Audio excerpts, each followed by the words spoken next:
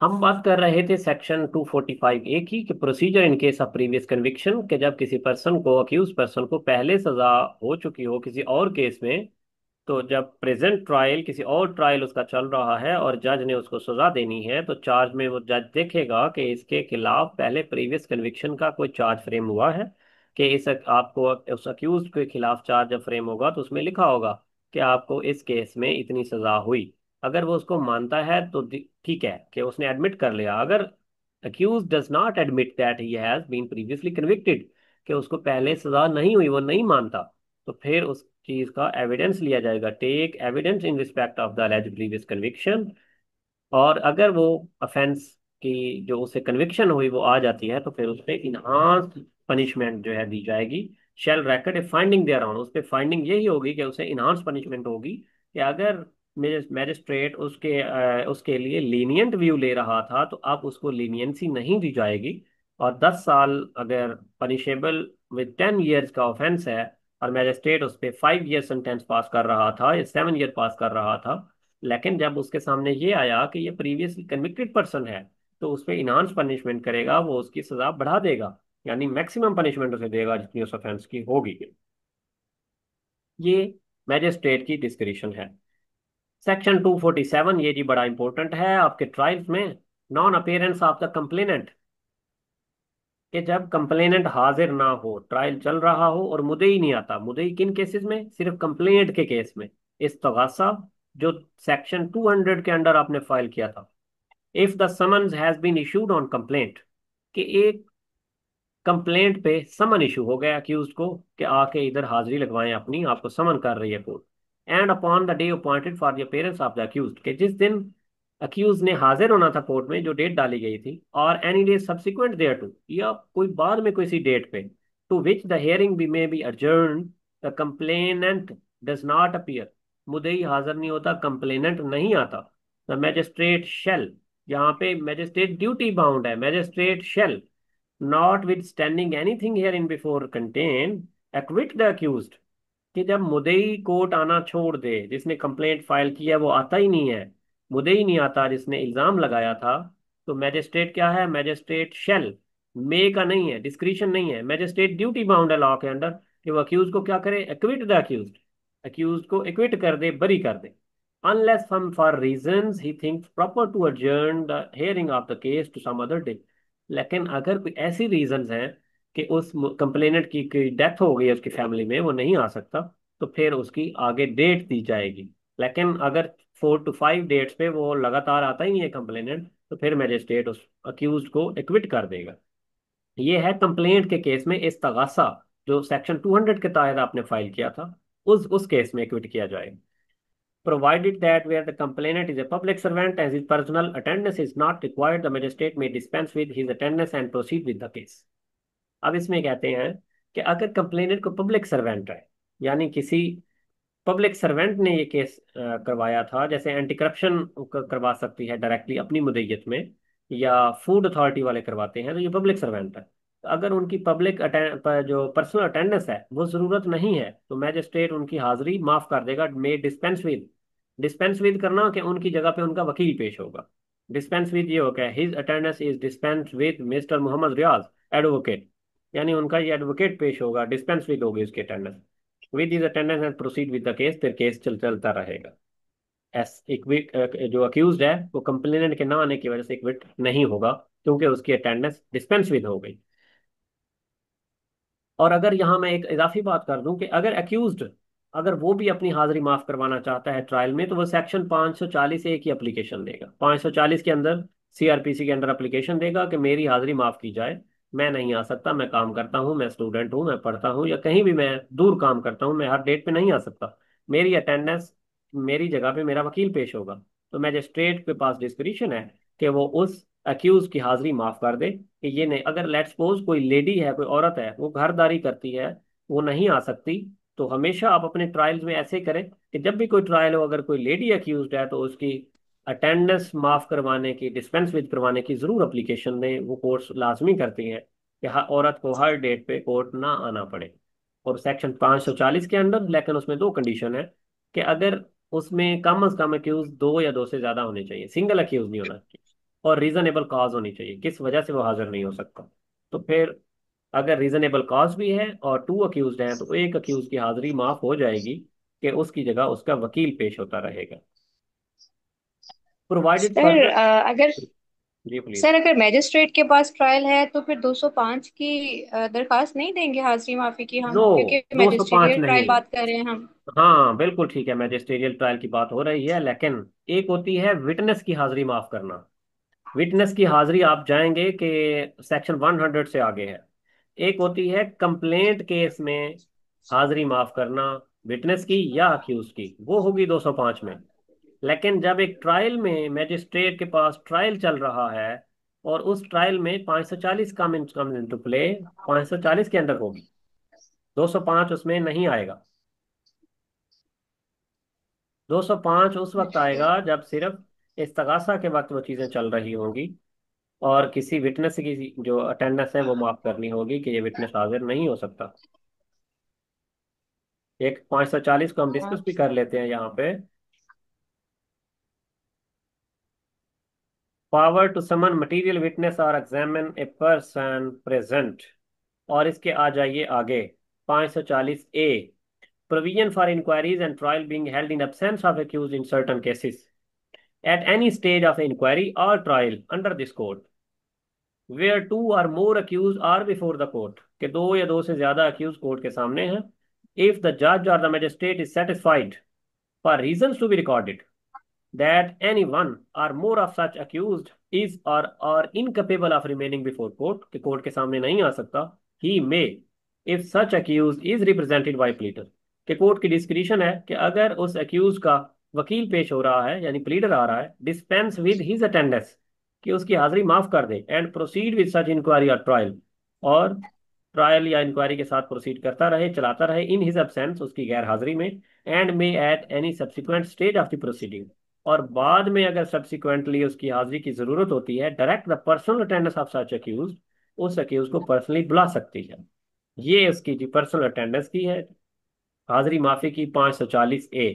If the accused in any such case is not represented by a pleader, कि अगर उसका वकील नहीं है, और इफ द जज और the magistrate consider his personal attendance necessary, और जज को लगता है कि इस बंदे का पर्सनली आना जरूरी है इस अक्यूज का, he may if he thinks fit and for reason to be recorded by him either adjourn such inquiry or trial or order that the case of such accused be taken up or tried separately, कि उस person का या वो नहीं आ सकता उस वक्त, तो उसकी इंक्वायरी या ट्रायल सेपरेट भी चलाया जा सकता है या अडजन किया जा सकता है, यानी उसकी आगे पेशी दे दी जाएगी। अगर अक्यूज उस पेशी पे नहीं आया तो एक पेशी उसे दे दी जाएगी, और पाँच से जी चालीस ए सर। के अंदर उसकी हाजिरी माफ हो सकती है। जी प्लीज।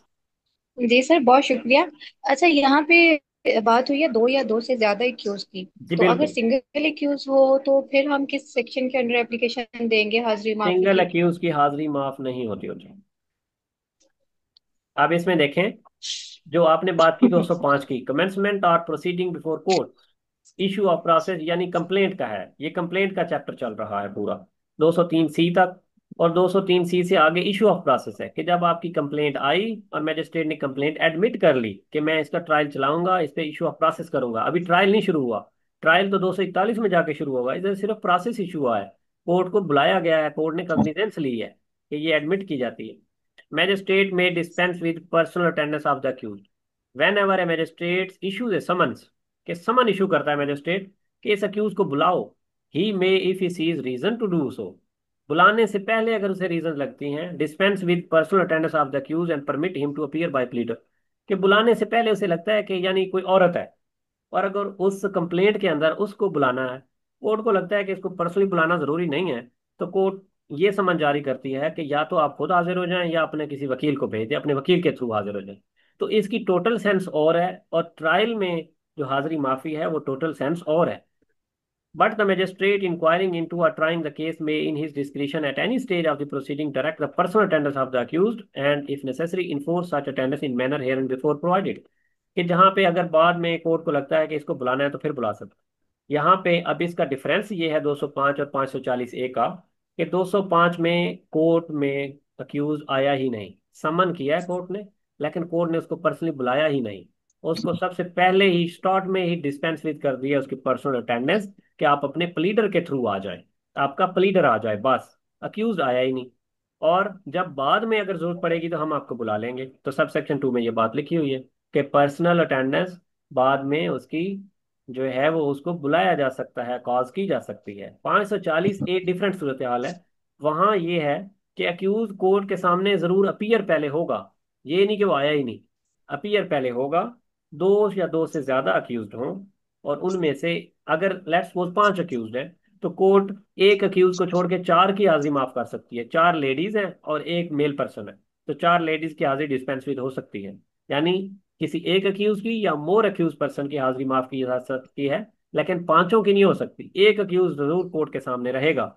और 540 ए में जब अक्यूज कोर्ट के सामने हाजिर हो चुके होंगे, लेकिन 205 में अक्यूज जो है वो कंप्लेंट के अंदर समन किया गया है उनको, वो हाजिर नहीं हुए लेकिन उनको थ्रू प्रीटर बुलाया गया है बस। 540 ए में ट्रायल चल रहा यस है, सर। चाहे वो कंप्लेंट का ट्रायल है जी जी। या 173 की रिपोर्ट, पुलिस रिपोर्ट पे ट्रायल वो चल रहा है, और अक्यूज एक दफा कोर्ट के सामने हाजिर हो चुका है। हाजिर होना जरूरी है उसमें 540 ए में, और हाजिर होने के बाद उसकी अटेंडेंस जो है डिस्पेंस विद की गई है। तो 205 और 540 ए का ये सर फर्क। बहुत शुक्रिया। जी। बहुत शुक्रिया सर, मुझे तो ये डिफरेंस पता ही नहीं था। चलें जी, अब तीन यहाँ पे डिस्पेंस विद के सेक्शंस हैं।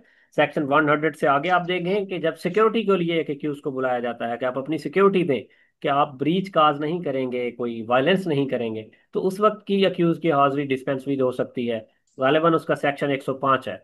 और 205 में ये है कि जब कंप्लेंट में आपको डायरेक्टली समन से बुलाया जाए कि आप थ्रू प्लीडर आए, लेकिन आपकी अटेंडेंस शुरू में डिस्पेंस विद हो जाए। और फर्दर 540 ये है कि जब ट्रायल स्टार्ट हो चुका हो और आप कोर्ट में हाजिर हो चुके हों, तो उसके बाद फिर डिस्पेंस विद कैसे होनी है, वो 540 है। चलें जी, हम बात कर रहे थे 247 section 247 non appearance of complainant, के अगर किसी पेशी या 3 से 4 डेट ऑफ हेयरिंग पे कंप्लेनेंट नहीं आता तो कोर्ट उस अक्यूज को एक्विट कर देगी। और अगर वो पब्लिक सर्वेंट ने कंप्लेंट की है तो कोर्ट एक्विट नहीं करेगी, उस पर्सनल अटेंडेंस को डिस्पेंस विद कर देगी, यानी उसकी हाजिरी माफ कर दी जाएगी। इसकी प्रोविजन हमने नहीं पढ़ी थी पहले। Provided further that nothing in this section shall apply where the offence of which the accused is charge is either cognizable or non non compoundable. तो इसमें वो कहते हैं कि nothing in this section shall apply, कि ये section जो है कि जहां कंप्लेनेंट हाजिर नहीं होता उन केसेस में अप्लाई नहीं होगा। किन केसेस में? Where offence of which accused is charge is either cognizable or non compoundable, कि वो कॉग्निजेबल केस भी है और नॉन कंपाउंडेबल भी है। यानी जिसको नॉन कंपाउंडेबल कहा गया है जिस ऑफेंस को, तो उसमें एक्विट नहीं किया जा सकता डायरेक्टली, क्योंकि वो नॉन कंपाउंडेबल है और कॉग्निजेबल भी है। ये एक उन्होंने कंडीशन लगा दी, रेस्ट्रिक्शन लगा दी कि सिर्फ इन केसेस में एक्विट नहीं किया जाएगा directly. 248 withdrawal of a complaint. If the complainant मुदई, यानी जो इस्तगासा का मुदई है, कंप्लेंट का मुदई है, at any time before the final order is pass in any case under this chapter, कि जब फाइनल ऑर्डर जब पास नहीं हुआ, satisfy the magistrate that there are sufficient ground for permitting him to withdraw his complaint, वो अपनी complaint वापस लेना चाहता है, अपना इस्तगासा वापस लेना चाहता है। वो जो पुलिस रिपोर्ट पे केस स्टार्ट हुआ है वो नहीं विथड्रॉ हो सकता। ये सिर्फ कंप्लेंट की बात हो रही है, इस्तगासा की बात हो रही है, सेक्शन 200 के अंदर जो फाइल हुआ था। The magistrate may permit him to withdraw the same and shall thereupon acquit the accused. अगर मुद्दई कहता है कि मैंने विथड्रॉ करनी है अपनी कंप्लेंट, तो वो उसको विथड्रॉ करवा देगा और उसको अक्यूज को बरी कर देगा। Section 249 power to stop proceeding when no complainant. तो यहाँ पे केस और है। ऊपर 247 और था, कंप्लेंट केस था, यहाँ क्या है, पुलिस रिपोर्ट पे केस इनिशिएट हुआ हुआ है। In any case instituted otherwise than upon complaint, कि कंप्लेंट पे ये ट्रायल नहीं चला, अदरवाइज चल रहा है, यानी पुलिस की रिपोर्ट पे चल रहा है। ए मैजिस्ट्रेट ऑफ फर्स्ट क्लास और with previous sanction of the session जज or any other magistrate may, for reason to be recorded by him, stop the proceeding at any stage without pronouncing any judgment either of the acquittal or conviction, and may thereupon release the accused। कि अगर मुद्दई नहीं आता, गवाह नहीं आते, और accused जो है कोर्ट में हाजिर हो रहा है, कोर्ट को लगता है कि, और लेकिन वो केस 173 की रिपोर्ट पे चलेगा, चलान पे चल रहा होगा, तो कोर्ट को लगता है कि ना मुद्दई आ रहे हैं ना गवाह आ रहे हैं, तो कोर्ट जो है वो उन इस केस की प्रोसीडिंग स्टॉप कर देगी, 249 के अंदर स्टॉप कर देगी, अक्यूज को रिलीज कर देगी।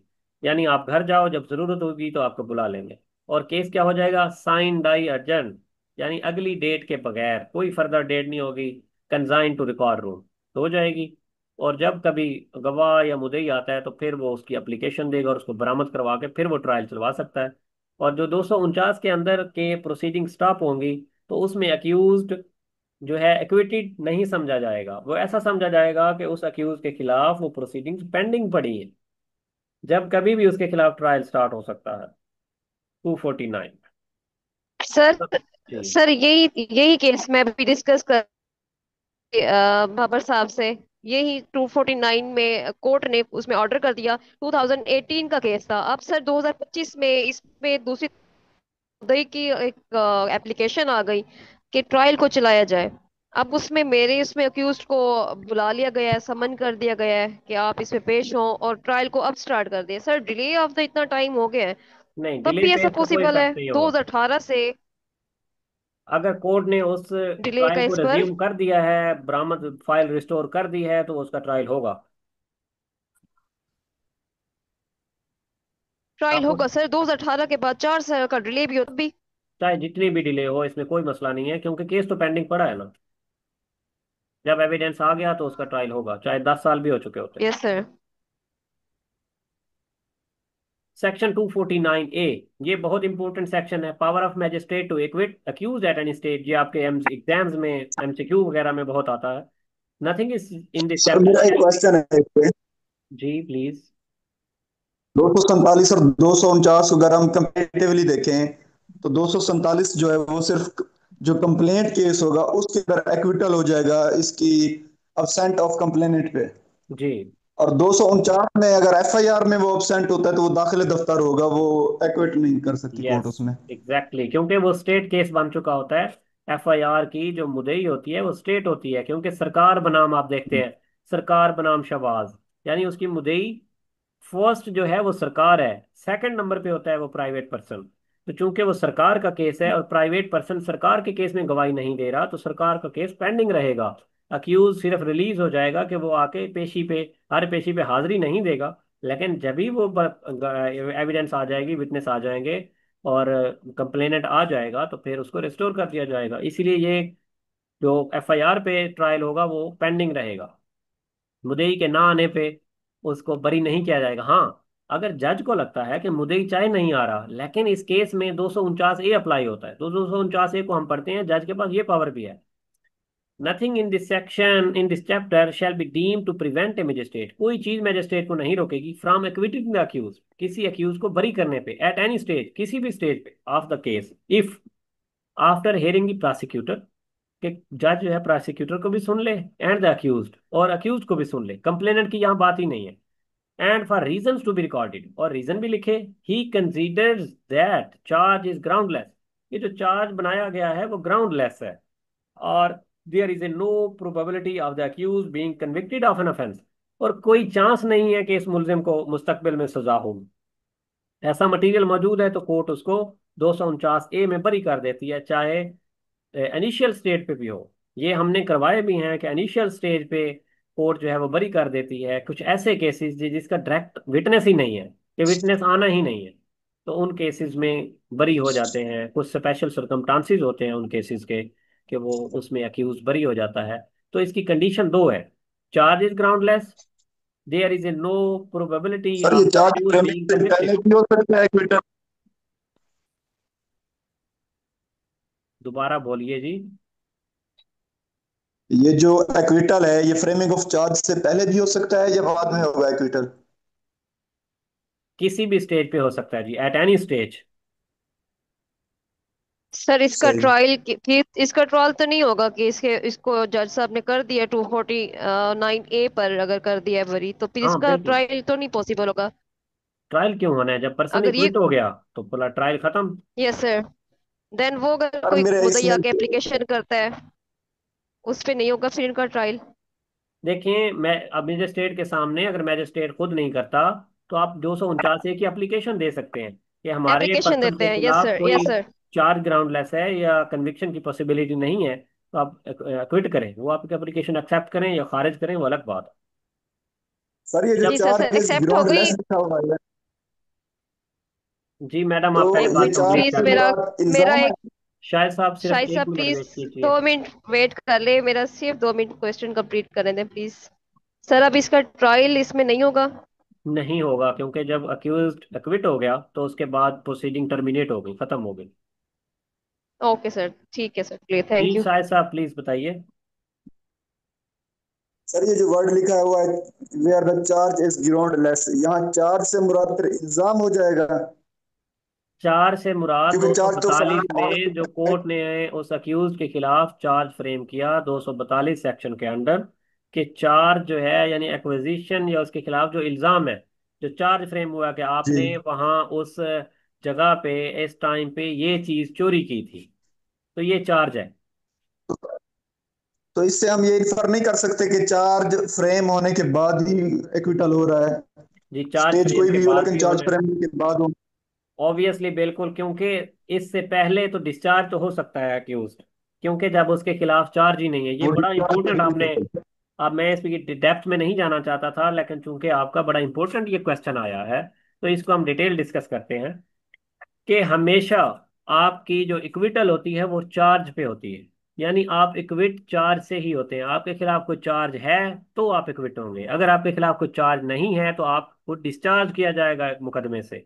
लेट्स सपोज कि अगर एक अक्यूज को रिमांड के लिए पेश किया गया है, फिजिकल रिमांड के लिए, तो उसके खिलाफ तो कोई चार्ज नहीं है, और कोर्ट को लगता है कि इसके खिलाफ एक्विजिशन ही गलत है, सारी इल्जाम ही गलत है, तो कोर्ट क्या करती है, सेक्शन 63 के तहत उसे डिस्चार्ज कर देती है, इक्विट नहीं करती।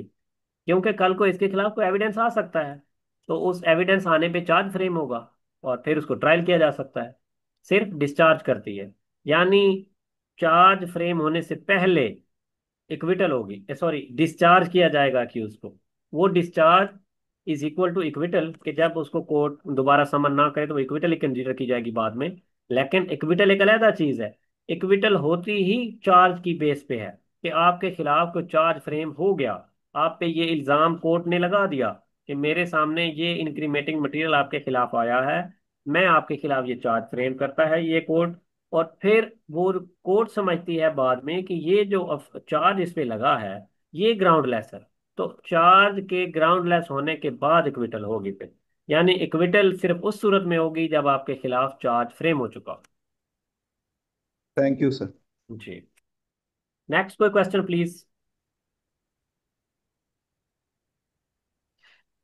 यहाँ तक हमारा जी टॉपिक था ये मैजिस्ट्रियल ट्रायल का। मैं इसको सिर्फ समराइज कर देता हूँ, कि जब मैं इसको फिर प्रैक्टिकली भी इसमें चीज़ें थोड़ी सी ऐड कर देता हूँ, कि जब एक पुलिस अपनी चालान रिपोर्ट सबमिट करवाएगी या कोई बंदा कंप्लेंट कोर्ट में जमा करवाएगा, प्रोसेस इशू हो गया कंप्लेंट पे और अक्यूज को समन कर लिया गया, अक्यूज कोर्ट में आ गया, तो अक्यूज के आने से जब भी कोर्ट में हाजिर आया तो उसकी सबसे पहले जो हाजिरी पूरी होगी अक्यूज की, तो उसके बाद पहला स्टेप होगा कि उनको सप्लाई ऑफ स्टेटमेंट दी जाए 241 ए के तहत, 161 की कॉपी, 164 स्टेटमेंट की कॉपी और इंस्पेक्शन नोट्स जो पुलिस के हैं वो उनकी कॉपीज दी जाएगी 7 दिन के अंदर अंदर, और कंप्लेंट केस में 3 दिन के अंदर अंदर। जितने अक्यूज होंगे हर अक्यूज को अलहदा कॉपी मिलेगी और फ्री ऑफ कॉस्ट मिलेगी।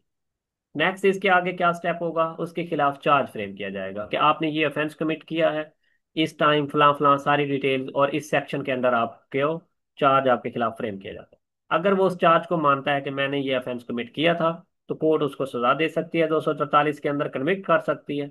अगर वो नहीं मानता तो 244 के अंदर उसके खिलाफ फिर एविडेंस कॉल किया जाएगा कि इसके खिलाफ एविडेंस लेके आए, ये तो अपने आप को इनोसेंट कहता है, ये कहता है मैंने नहीं किया, तो प्रोसिक्यूशन को कहा जाता है कि आप अपना एविडेंस लेके आए, इसके खिलाफ केस साबित करें। तो जब प्रोसिक्यूशन एविडेंस ले आएगी तो फिर अक्यूज को भी मौका दिया जाएगा कि वो भी अपना डिफेंस दे। अब यहाँ पे थोड़ी सी प्रैक्टिकल बात हमें एक्सप्लेन कर देते हैं, कि जब चार्ज फ्रेम हो गया, कॉपीज तकसीम हो गई, चार्ज फ्रेम हो गया, हाजिरी अक्यूज मौजूद है, एविडेंस स्टार्ट होगा, तो सबसे पहले क्या होगा, मुद्दई के गवाह आएंगे, यानी एक मुद्दई जो एफआईआर का कंप्लेनेंट है वो आएगा, वो गवाही देगा अपनी। एफआईआर के दोनों गवाह आएंगे, जो दोनों गवाह मौजूद थे, और फिर जिस आईओ ने उसकी तफ्तीश की, और अगर कोई रिकवरी है तो रिकवरी के गवाहान भी आएंगे। तो ये सारे लोग इंपॉर्टेंट विटनेसेस होंगे। ये कैलेंडर ऑफ विटनेसेस चालान के कॉलम में लिखा होगा, छठे कॉलम में ये गवाह लिखे होते हैं सारे चालान के छठे कॉलम में, कि ये लोग इस केस में एज ए विटनेस पेश होंगे। तो वो सारे आके क्या करवाएंगे, एग्जामिनेशन इन चीफ अपने रिकॉर्ड करवाएंगे। सबसे पहले उनका एग्जामिनेशन इन चीफ होगा, फिर अक्यूज को मौका दिया जाएगा कि आप इन पे जिरा कर लें, हर एक गवाह पे। उसको कहेंगे क्रॉस एग्जामिनेशन।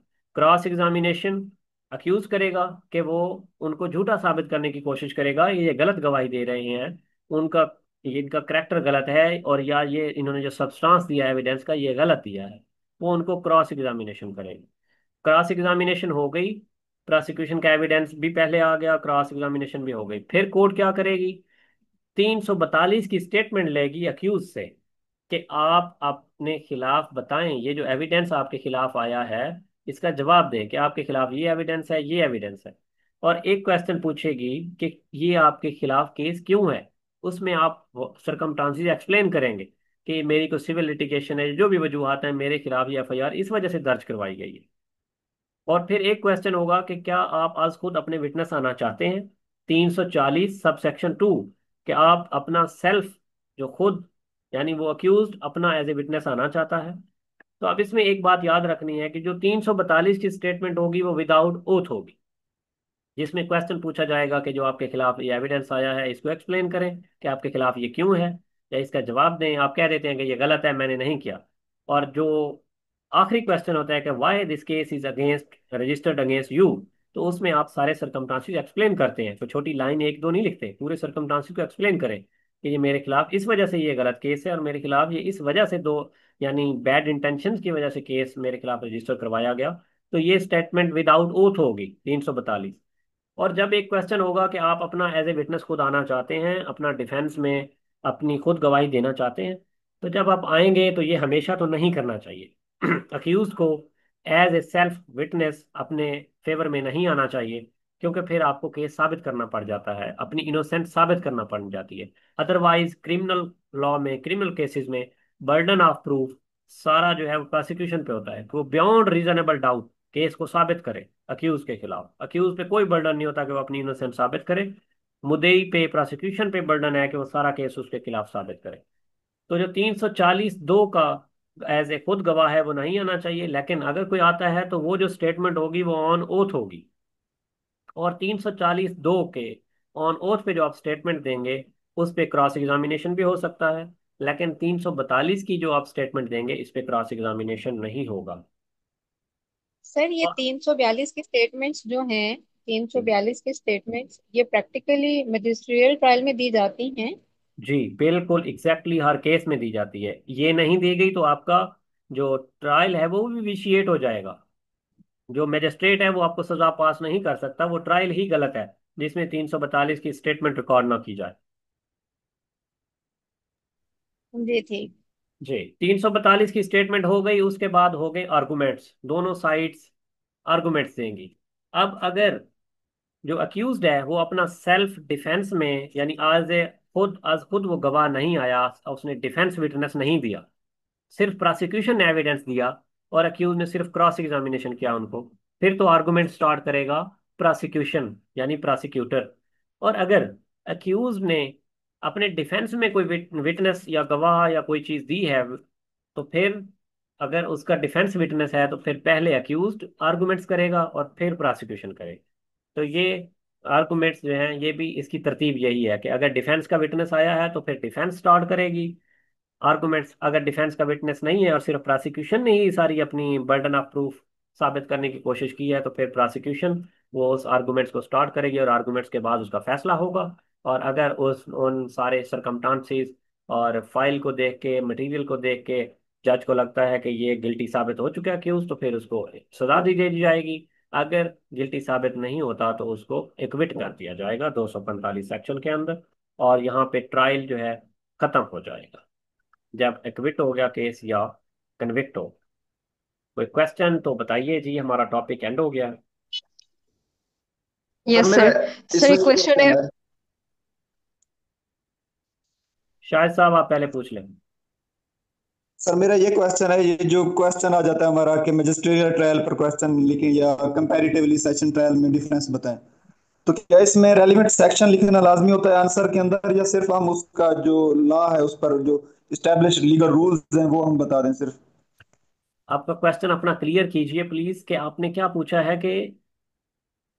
जो मैजिस्ट्रियल ट्रायल का अगर हमारा क्वेश्चन आ जाए जी केस पर एक नोट लिए हैं, तो उसमें क्या रेलिवेंट सेक्शन लिखने लाजमी है, या जस्ट वो ट्रायल का प्रोसीजर है जो लीगल रूल्स हैं उसमें हम जस्ट वो जी मेंशन करें? नहीं, आप देखें ना, सबसे पहले तो आप क्वेश्चन में, मैं इसका क्वेश्चन भी बना देता हूँ। क्वेश्चन आता है कि write down the procedure for a magisterial trial. तो आप इसमें इंट्रोडक्शन देंगे, कि इंट्रोडक्शन में देंगे कि आप मैजिस्ट्रेट जो है वो first class, second class, class 3 हो सकते हैं, सेक्शन 30 का मैजिस्ट्रेट हो सकता है, और इतनी इतनी सजा पास कर सकते हैं। और ट्रायल का प्रोसीजर जो है वो आफ्टर अटेंडेंस स्टार्ट होता है फ्रेमिंग ऑफ चार्ज से, कमेंसमेंट ऑफ ट्रायल। तो इसके नीचे आप लिखेंगे रेलिवेंट प्रोविजन। रेलिवेंट प्रोविजन में आप लिखेंगे कि 241 टू 249A, यहाँ तक मैजिस्ट्रियल ट्रायल है। फिर नीचे आप हेडिंग देंगे कि सबसे पहले जो है सप्लाई ऑफ कॉपीज या स्टेटमेंट्स, तो इसकी हेडिंग। फिर सेकंड हेडिंग आप, अगर देखें आप रेलिवेंट प्रोविजन में तो जरूर लिखें 239 तो 249A, लेकिन अगर नीचे हेडिंग में आपको एग्जैक्ट याद नहीं है कि सप्लाई ऑफ जो डॉक्यूमेंट्स है या सप्लाई ऑफ स्टेटमेंट्स है उसका सेक्शन कौन सा है, तो फिर ना लिखें, सिर्फ हेडिंग्स लिखें। Next heading framing of charge, उसको 5-6 लाइनों में एक्सप्लेन करें। नेक्स्ट हेडिंग आपकी क्या होगी, उसकी 243 की, के conviction on admission of a truth. और फिर फर्दर आप एविडेंस आगे लिखेंगे कि evidence by the both parties, या evidence by prosecution and defence, 244 वाली जो बात है, क्योंकि आपको आइडिया याद होना चाहिए। वर्ड टू वर्ड आप चाहे ना लिखें, लेकिन उसकी जिस्ट लाजमी लिखें कि आपका आइडिया क्लैरिटी दे रहा हो कि ये आप प्रोसीजर बता रहे हैं। फिर आप स्टेटमेंट अंडर सेक्शन 164 वाली बात लिख दें तो अच्छी बात है, ना याद हो तो ना लिखें। इक्विटल आगे जरूर लिखें कि जब पार्टीज का एविडेंस आ जाएगा, अगर वो गिल्टी साबित होता है तो उसको एक्विट किया जाएगा, अगर नॉन गिल्टी साबित होता है, सॉरी, गिल्टी साबित हो जाता है तो उसको कन्विक्शन दी जाएगी, अगर वो इनोसेंट साबित होता है तो फिर उसको एक्विट कर दिया जाएगा। और फिर ये non appearance of the complainant, ये जरूर लिखें कि 247 में कि जब कंप्लेनेंट नहीं आता कंप्लेंट में तो अक्यूज को एक्विट कर दिया जाएगा। और जो पब्लिक सर्वेंट वाला केस है उसकी एक्सेप्शन है। 248 विड्रॉवल ऑफ द कंप्लेंट की हेडिंग जरूर दें। और power to stop proceedings when no complainant in FIR case, तो वो भी लाजमी लिखें। 249A के power of magistrate to acquit at any stage, कि जब चार्ज ग्राउंडलेस हो जाए या प्रोबेबिलिटी ऑफ कन्विक्शन ना हो तो मैजिस्ट्रेट एक्विट कर सकता है। और ये सारी हेडिंग्स दे के एंड पे आप लिखेंगे कंक्लूजन। तो कंक्लूजन में जो सारी चीजें ऊपर आपने लिखी हैं इनको कंसाइज करके 10 लाइन में लिखते हैं। ये आपका क्वेश्चन होगा। ठीक है जी शायद अच्छा साहब। सर, ये जो प्ली ऑफ एलिबाई हो गई हमारे, या अनसाउंड माइंड हो गई, ये सारी हम 342 के अंदर लेंगे डिफेंस? नहीं, आप मेंशन नहीं करेंगे, इस क्वेश्चन में नहीं लिखेंगे, ये प्रैक्टिस की बात है। प्रैक्टिस की बात है तो सही। वो आप अपना जरूर जब क्रॉस एग्जामिनेशन करेंगे तो उसमें भी आप बताएंगे कि ये अक्यूज तो वहां था। या 342 में तो लाजमी आप लिखेंगे अपना, आप वर्जन सारा एक्सप्लेन करेंगे कि why this case is against you. Last question में सारा कुछ आप लिखेंगे कि ये मेरा इनके साथ जमीन की लड़ाई है, सिविल लिटिगेशन है, और मैं ऑफेंस के बाद मौके पे मौजूद नहीं था, मैं फलां जगह पे मौजूद था, और मेरे पास फलां जगह मौजूद होने का ये सबूत मौजूद है जो कि मैंने एग्जिबिट करवा दिया है, कोर्ट के डॉक्यूमेंट साथ लगवा दिया है। मतलब अगर हम अपने डिफेंस या एक्सप्लेनेशन को 342 में दे देंगे तो उस पर क्रॉस नहीं होगा हमारे ऊपर, अगर उस हम पे उसको नहीं होगा। 340? यस, 340(2) में आप हमेशा, आपको नहीं आना चाहिए, और 342 की स्टेटमेंट में डिफेंस को आपको एक्सप्लेन करना चाहिए। जो जो चीज ओथ पे होती है उस पर क्रॉस होना लाजमी होता है फिर। यस। सर 342 में भी कैसे ले सकते हैं? उसमें 300, तो एक जी कॉमा होता 342 है का और देखें ना, 342 में सर फर्स्ट क्वेश्चन सर पूरा एक बात चार। सर बात बात तो सुन लीजिए। जी जी। 342 में तो जो प्रोसिक्यूशन एविडेंस होगी वो पार्ट में पुट कर दी जाएगी एक्यूज पे कि फलां विटनेस ने तुम्हारे खिलाफ ये क्यों कहा, फलां विटनेस ने ये क्यों कहा। तो जी उसमें एक्यूज प्ली कैसे लेगा? वो तो बने बनाए सवाल होंगे जिनके जवाब देने होंगे। वहां यस, पे प्ली किस तरह से जा सकती है? प्रैक्टिकली डिफेंस थोड़ा सा बोलेगा गाइड। लास्ट क्वेश्चन में कि why this case is registered against you, कि आपके खिलाफ ये केस क्यों है। उसमें आप सारा अपना डिफेंस जो है एक्सप्लेन करेंगे, वाजे करेंगे। आप देखिए।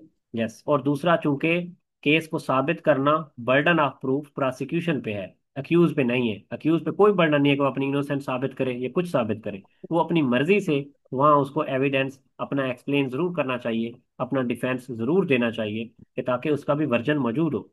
साबित प्रोसिक्यूशन ने करना है, वो आप क्रॉस एग्जामिनेशन में उनके गवाहान को, जो विटनेसेस होंगे और कंप्लेनेंट होगा, उसकी गवाही को तोड़ेंगे, उनको गलत साबित करेंगे कि उन्होंने गलत बयानी की है क्रॉस एग्जामिनेशन से। जी बिल्कुल ठीक, लेकिन जिस जो अगर प्ली लेता है क्यूज, वो प्ली की हद तक तो बटन उस पर शिफ्ट हो जाएगा, वो नो, तो उसी में प्रूव हाँ, करेगा। ये आपकी बात वैलिड है कि अगर उसने why this case is registered against you, उसमें अगर जो भी स्टेटमेंट देता है उसकी साबित करने का पाबंद नहीं है, वो अपनी सिर्फ स्टेटमेंट दे देता है बस। उसकी फेवर में अगर प्ली ऑफ एलिबाई उसने ली है, तो प्ली ऑफ एलिबाई का डॉक्यूमेंट उसका देना ड्यूटी है कि वो साबित करेगा। अगर वो साबित नहीं भी कर सकता, कि वो प्ली ऑफ एलिबाई उसकी साबित ही नहीं होती, और लेकिन उधर प्रोसिक्यूशन भी फेल हो जाती है केस साबित करने में, तो फिर भी वो क्विट हो जाएगा, क्योंकि प्रोसिक्यूशन ही फेल हो गई केस साबित करने में। जी जी। जी। नेक्स्ट कोई क्वेश्चन प्लीज।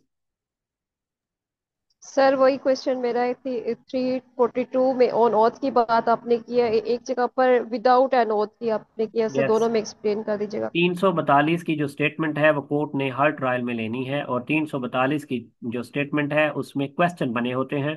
कोर्ट ने कम से कम 4 या 5 या 6 क्वेश्चन बनाती है। एक दो क्वेश्चन फर्स्ट जो होते हैं वो उसके एविडेंस के होते हैं, क्या कि उसको बताया जाता है कि आपके खिलाफ ये एविडेंस आई है, इसका जवाब दे कि ये बंद पर्सन ने आपके खिलाफ ये यस क्यों सर। कहा है। और ये होती है 342 की स्टेटमेंट, और इसमें आखिरी सवाल होता है कि why this case is registered against you. और इसी में ही पूछा जाता है कि आप अपने डिफेंस में एज ए विटनेस आना चाहते हैं 340 सब सेक्शन 2 के तहत। तो ये जो स्टेटमेंट है ये विदाउट ओथ होती है, इसका ओथ नहीं होता। लेकिन जब आप अपने डिफेंस में आज खुद विटनेस आते हैं 340 सब सेक्शन 2, तो फिर वो ऑन ओथ होती है स्टेट, उसमें आपसे हलफ लिया जाता है। सर वैसे अमूमी तौर पर डिफेंस में जो भी बयान देना होता है 342 का, इसमें तो हम कौन सा ली जाकर शीट उनकी जो क्वेश्चन कोड करती है, वो हमें शीट दे देते हैं, वर्क पेज कर देते यस, हैं, हम ही जाकर उसको कर लेते हैं। ऑब्वियसली वही ऑन हो आपने तो फिल कुछ करना भी होता नहीं है। लिया जाता कि उससे। जी सर, वही तो फिल करके लिया भी हम नहीं जाके दे जाना, देते हैं, लिया भी सबमिट नहीं करवा जाना, देते हैं। लिया जी भी सर, नहीं सर जाना, वैसे तो क्योंकि वो ऑन ऑन ऑफ ओथ होता है ही ही नहीं। नहीं। अबे विदाउट वाला सर क्या इसमें कॉन्सेप्ट है? तो ये विदाउट ओथ होनी है, बता तो रहे हैं आपको, कि आपने खुद बता दिया कि कोर्ट आपको दे देती है, वो परफॉर्मा फिल करके दे देते हैं उनको। जी ओके सर, ठीक है। Next please. Okay dear student, thank you so much, take care, अल्लाह हाफिज। अल्लाह